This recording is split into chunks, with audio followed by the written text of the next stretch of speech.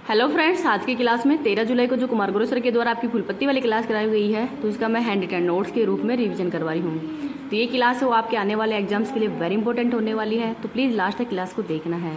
चलो क्लास की शुरुआत करते हैं क्वेश्चन नंबर 1 से। भारतीय वायुसेना ने किस देश के अंदर आयोजित बहुराष्ट्रीय अभ्यास पिच ब्लैक के अंदर भागीदारी की है? तो ये ऑस्ट्रेलिया के अंदर आयोजित हुआ है।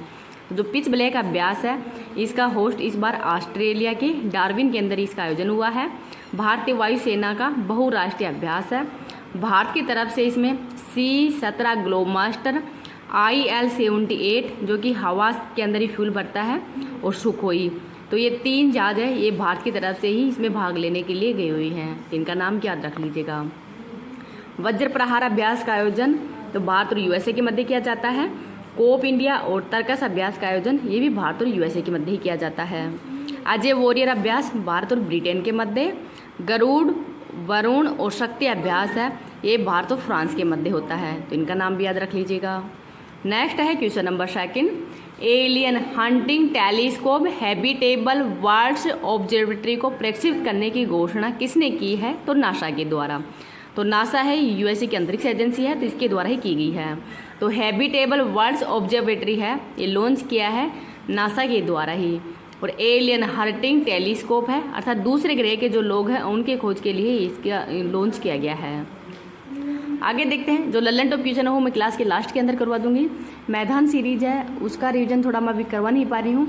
उनका रिवीजन अब जैसे आज सर के द्वारा 63वां एपिसोड करवाया जा रहा है, तो मैंने 60 तक तो एपिसोड करवा रखी हूँ, और 60 से और 70 तक के एपिसोड मैं एक साथ ही रिवीजन करवा दूँगी जब भी कंप्लीट होंगे 1-2 दिन के अंदर, तो आप टेंशन मत लेना। नेक्स्ट देखते हैं क्वेश्चन नंबर 3। टेस्ट क्रिकेट के अंदर ही 200 विकेट और 6000 रन बनाने वाले दुनिया के 3rd ऑलराउंडर बनने की उपलब्धि किसने हासिल की है? तो बेन स्टोक्स ने। तो टेस्ट मैच के अंदर ही ऑलराउंड के अंदर ही पहले नंबर पे हैं गोरफील्ड सोबर्स जो कि वेस्ट इंडीज़ के खिलाड़ी हैं। सेकंड स्थान पर है जैक कार्लिस जो कि दक्षिण अफ्रीका के खिलाड़ी हैं, और 3rd स्थान पर है बेन स्टोक्स, ये ब्रिटेन के खिलाड़ी हैं, तो इनका नाम भी याद रख लीजिएगा। आगे है क्वेश्चन नंबर 4। देश के पहले वैज्ञानिक डीप ड्रिलिंग मशीन को कहाँ पे प्रारंभ किया जाएगा? तो महाराष्ट्र के अंदर। तो देश का ये पहला है वैज्ञानिक डीप ड्रिलिंग मिशन, जो कि महाराष्ट्र के अंदर इसको प्रारंभ किया गया है। इस क्लास की PDF है वो मैं टेलीग्राम पे डाल दूंगी। टेलीग्राम का लिंक इस वीडियो के कमेंट सेक्शन के अंदर ही पिन कर दूंगी। और अगर आपको ये वीडियो पसंद आए तो प्लीज़ आप इसको ज़्यादा से ज़्यादा लाइक एंड शेयर कर देना। अभी तक चैनल को सब्सक्राइब नहीं किया तो प्लीज़ चैनल को सब्सक्राइब भी कर लेना। मैं करंट की तो क्लास है वो तो डेली लेके आ रही हूँ। इसमें थोड़े लल्लन टॉप क्वेश्चन वो बीच बीच में छूट रहे हैं, वो लिखने का टाइम मेरे पास में थोड़ा कमी है, इस वजह से मैं नहीं रिकॉर्ड पा रही हूँ, क्योंकि मैं टाइपिंग के लिए कई इंस्टीट्यूट है वो ज्वाइन कर रखी हूँ, तो वहाँ पे चली जाती हूँ, तो लिखने का टाइम नहीं मिलता। तो थोड़ी दिन की बात है, फिर तो आपकी जो भी कंटिन्यू लल्लन टॉप क्वेश्चन सब कुछ शामिल होगा, लेकिन आप टेंशन मत लेना, कंटिन्यू क्लास हो देखते रहना। 6 किलोमीटर गहराई के अंदर इसकी ड्रिलिंग होगी और भूकंप की समझ है उससे बेहतर हो पाएगी। नेक्स्ट देखते हैं क्वेश्चन नंबर 5। केंद्र सरकार ने किस तिथि को संविधान हत्या दिवस मनाने की घोषणा की है? तो 25 जून को। तो ये पहली बार ये दिवस वो मनाया जाएगा। तो 25 जून 1975 को ही आंतरिक अशांति के आधार पर ही इंदिरा गांधी सरकार के द्वारा राष्ट्रीय आपातकाल लागू किया गया था, और इसके अंतर्गत ही सामूहिक गिरफ्तारी की गई थी, और मौलिक अधिकार है इनका निलंबन है वो हुआ था। तो आपातकाल है ये भाग नंबर 18 के अंदर है, अनुच्छेद 352 से 360 तक है।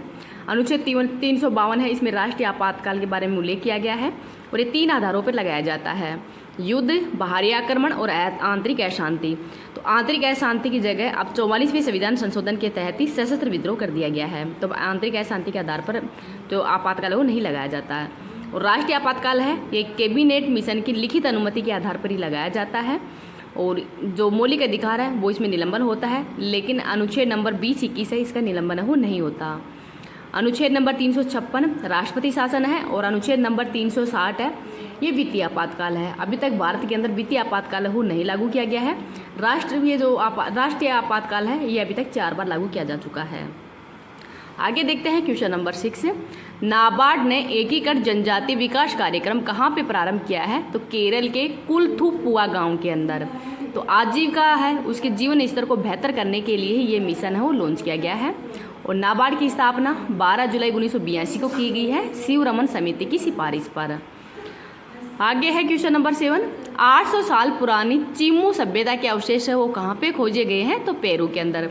तो पेरू देश है, ये दक्षिण अमेरिका का ही देश है और यहाँ पर ही चीमू सभ्यता है, इसके अवशेष वो खोजे गए हैं। 800 साल पहले के अवशेष हैं और सब जो दफन, झुमके वगैरह, कंगन, ये सब यहाँ पे साथ में देखे गए हैं। चांद स्थान है, यहाँ पर ये चीमू सभ्यता देखी गई है। तो चांद स्थान है, चीमू सभ्यता यहाँ पर पनपी थी। नेक्स्ट देखते हैं क्वेश्चन नंबर 8। 16वें वित्त आयोग ने किसकी अध्यक्षता के अंदर ही 5 सदस्यीय सलाहकार परिषद का गठन किया है? तो पूनम गुप्ता की अध्यक्षता के अंदर। और 16वें वित्त आयोग के वर्तमान में हेड कौन है? तो डॉक्टर अरविंद पनगड़िया हैं। पहले कौन थे? केसी नियोगी थे और 15वें के थे नंद किशोर सिंह। तो इनका नाम भी याद रख लीजिएगा। क्वेश्चन नंबर 9 देखते हैं। मुख्यमंत्री मंगला पशु बीमा योजना प्रारंभ करने की घोषणा किसने की है? तो राजस्थान सरकार ने। तो 10 जुलाई को ही राजस्थान के अंदर बजट पेश किया है दिव्या कुमारी के द्वारा। और यहाँ पर गाय, भैंस, भेड़, बकरी, इन पर 5-5 लाख रुपए का बीमा है वो दिया जाएगा। और तो 400 करोड़ रुपए का टोटल फंड है और 21 लाख जो लाभार्थी हैं उनको ये लाभ हो दिया जाएगा। नेक्स्ट देखते हैं क्वेश्चन नंबर 10। वर्ष 2023-24 के लिए ही वित्तीय समावेशन सूचकांक किसने लॉन्च किया है? तो आरबीआई ने। तो फाइनेंशियल इंक्लूजन इंडेक्स, तो इसके अंतर्गत ही 2023 में 60.1 था, 2024 के अंदर 64.2 है। तो 0 से 100 तक इसमें स्कोर है। तो 0 मिनिमम स्कोर है और 100 मैक्सिमम स्कोर है। तो 3 आधारों पर ये लागू किया जाता है। पहुंच 35%, उपयोग 45% और गुणवत्ता 20%। तो 3 आधारों पर यह वित्तीय समावेशन सूचकांक है वो लॉन्च किया गया है आरबीआई के द्वारा। तो इनका नाम भी याद रख लीजिएगा। अब अपन ललन टॉप क्वेश्चन है उनको देख लेते हैं। आप ललन टॉप क्वेश्चन में जुलाई 2024 की करंट अफेयर्स देखते हैं। आईएमएफ की आर्टिफिशियल इंटेलिजेंस तत्परता सूचकांक के अंदर भारत को कौन सा स्थान मिला है? तो 72वां।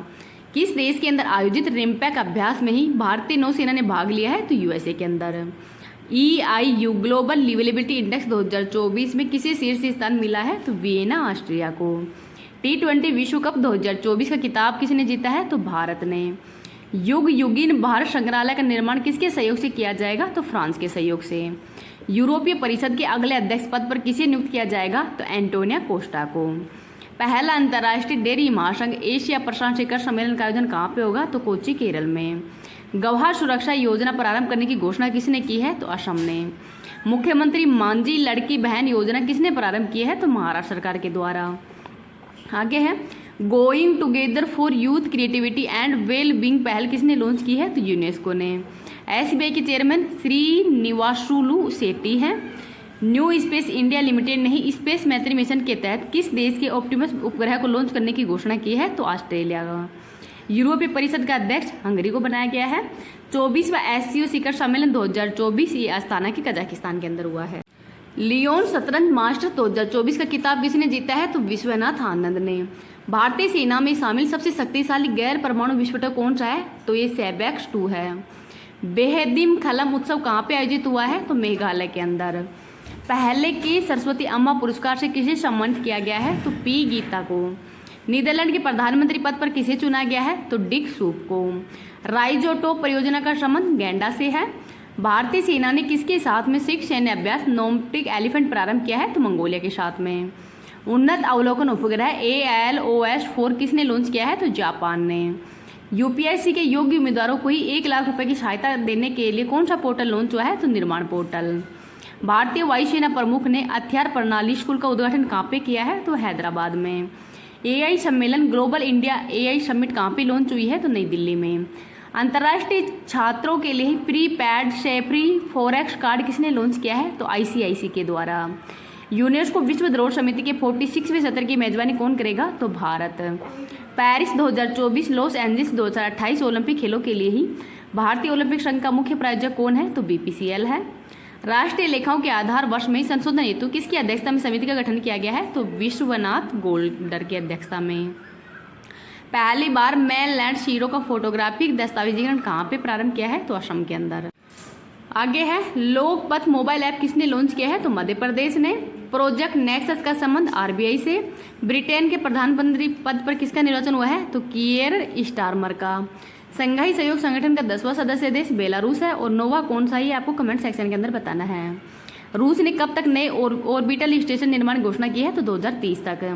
पार्वती कालीसिंध चंबल नदी जोड़ो परियोजना के लिए किसने समझौता ज्ञापन किया है? तो मध्य प्रदेश और राजस्थान के मध्य। PIB का महानिर्देशक IAS धीरेन्द्र ओझा बने हैं। एमए पाठ्यक्रम के अंदर ही भगवत गीता को शामिल करने की घोषणा किसने की है? तो IGNOU के द्वारा। व्यापारियों के लिए ही किफ़ायती स्वास्थ्य सेवा हेल्थ साथी योजना किसने लॉन्च की है? तो पेटीएम के द्वारा। तो इसको भी याद रख लीजिएगा। अगर आपको ये क्लास पसंद है तो प्लीज़ आप इसको ज़्यादा से ज़्यादा लाइक एंड शेयर कर देना। अभी तक चैनल को सब्सक्राइब नहीं किया तो प्लीज़ चैनल को सब्सक्राइब भी कर लेना। Thank you.